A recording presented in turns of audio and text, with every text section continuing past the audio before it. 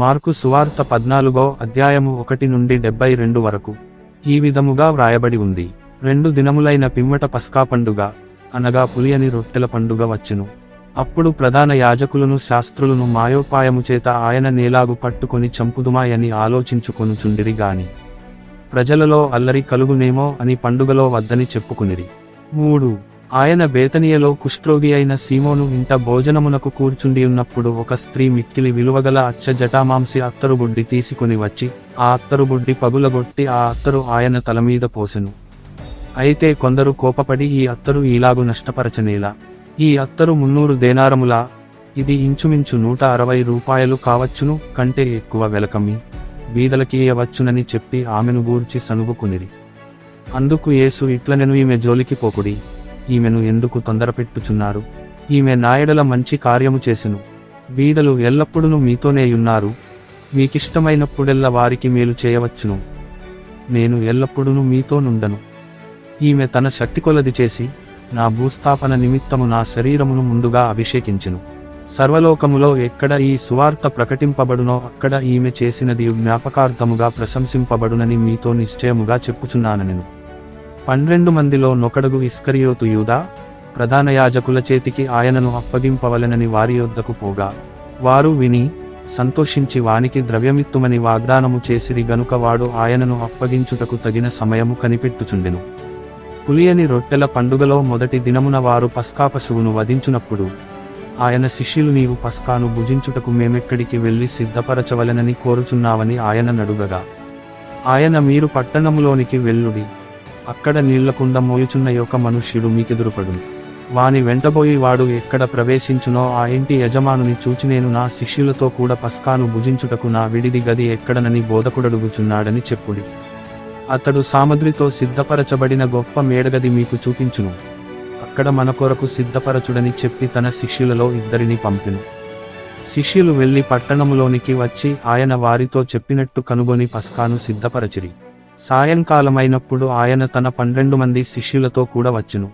వారు కూర్చుండి భోజనము చేయుచుండగా యేసు, మీలో ఒకడు అనగా నాతో భుజించుచున్నవాడు నన్ను అప్పగించునని నిశ్చయముగా మీతో చెప్పుచున్నానని వారితో చెప్పగా వారు దుఃఖపడినేనా అని ఒకని తరువాత ఒకడు ఆయన నడుగసాగిరి.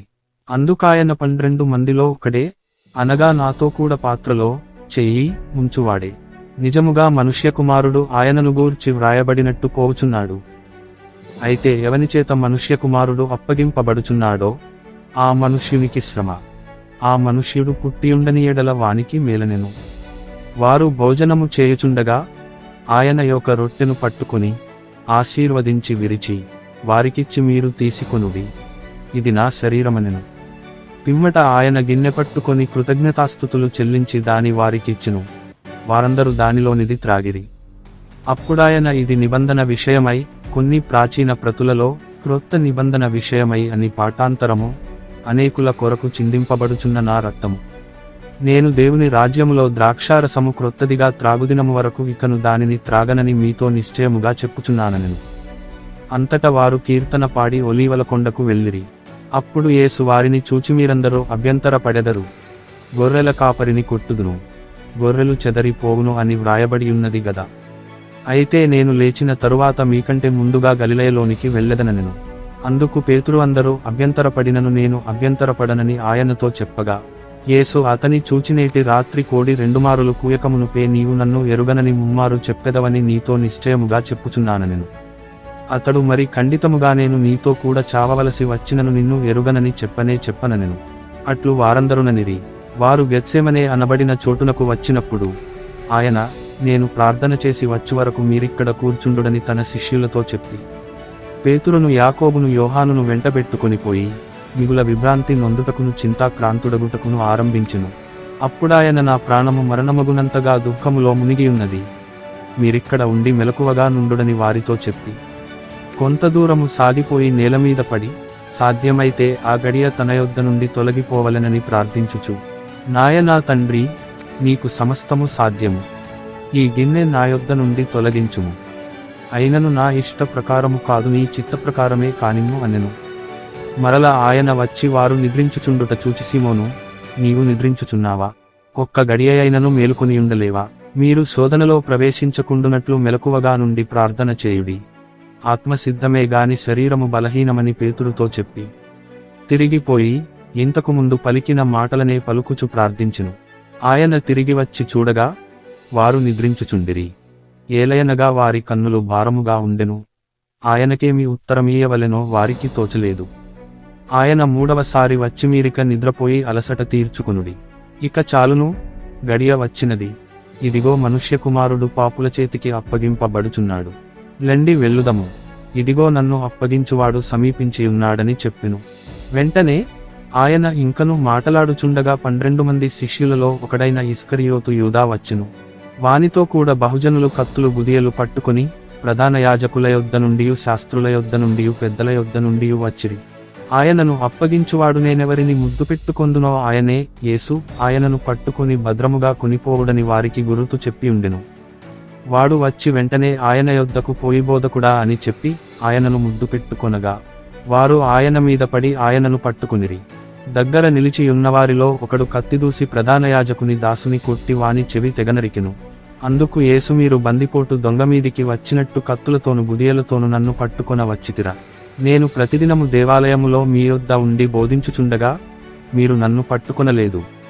అయితే లేఖనములు నెరవేరునట్లు ఈలాగు జరుగుచున్నదని చెప్పెను. అప్పుడు వారందరూ ఆయనను విడిచి పారిపోయిరి. తన దిగంబర శరీరము మీద నారబట్ట వేసికొనియున్న ఒక పడుచువాడు ఆయన వెంట వెళ్ళుచుండగా వారతనిని పట్టుకునిరి. అతడు నారబట్ట విడిచి దిగంబరుడై పారిపోయెను. వారు యేసును ప్రధాన యాజకుని యొద్దకు తీసుకొని పోయిరి. ప్రధాన యాజకులు, పెద్దలు, శాస్త్రులు అందరును అతనితో కూడా వచ్చిరి. పేతురు ప్రధాన యాజకుని ఇంటి ముంగిటి వరకు దూరము నుండి ఆయన వెంటపోయి బంట్రౌతులతో కూడా కూర్చుండి మంటయొద్ద చలి కాచుకొనుచుండెను.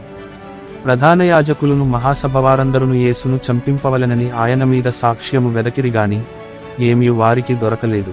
అనేకులు ఆయన మీద అబద్ధ సాక్ష్యము పలికినను వారి సాక్ష్యములు ఒకదానికి ఒకటి సరిపడలేదు. అప్పుడు కొందరు లేచి చేతిపని అయిన ఈ దేవాలయమును పడగొట్టి 3 దినములలో చేతిపని కాని మరి ఒక దేవాలయమును నేను కట్టుదునని వీడు చెప్పుచుండగా వింటిమని ఆయన మీద అబద్ధ సాక్ష్యము చెప్పిరి. గాని అలాగైనను వీరి సాక్ష్యమును సరిపడలేదు. ప్రధాన యాజకుడు వారి మధ్యను లేచి నిలిచి, ఉత్తరమేమియు చెప్పవా? వీరు నీ మీద పలుకుచున్న సాక్ష్యమేమని యేసునడిగెను. అయితే ఆయన ఉత్తరమేమియు చెప్పక ఊరకుండెను. తిరిగి ప్రధాన యాజకుడు, పరమాత్ముని కుమారుడవైన క్రీస్తువు నీవేనా అని ఆయన నడుగగా యేసు, అవును నేనే. మీరు మనుష్యకుమారుడు సర్వశక్తిమంతుని కుడిపార్శ్వమున కూర్చుండుటయు ఆకాశమేఘారూఢుడై వచ్చుటయు చూచెదరని చెప్పెను. ప్రధాన యాజకుడు తన వస్త్రములు చింపుకుని, మనకు ఇక సాక్షులతో పని ఏమి? ఈ దేవదూషణ మీరు విన్నారు కారా? మీకేమి తోచుచున్నదని అడుగగా వారందరూ మరణమునకు పాత్రుడని ఆయన మీద నేరస్థాపన చేసిరి. కొందరు ఆయన మీద ఉమ్మివేసి ఆయన ముఖమునకు ముసుకు వేసి ఆయనను గుద్దుచు ప్రవచింపుమని ఆయనతో చెప్పసాగిరి. బంట్రౌతులను ఆయనను అరచేతులతో కొట్టి పట్టుకునిరి. పేతురు ముంగిటి క్రింది భాగములో ఉండగా ప్రధాన యాజకుని పనికత్తెలలో ఒకతే వచ్చి పేతురు చలి కాచుకొనుచుండుట చూచెను.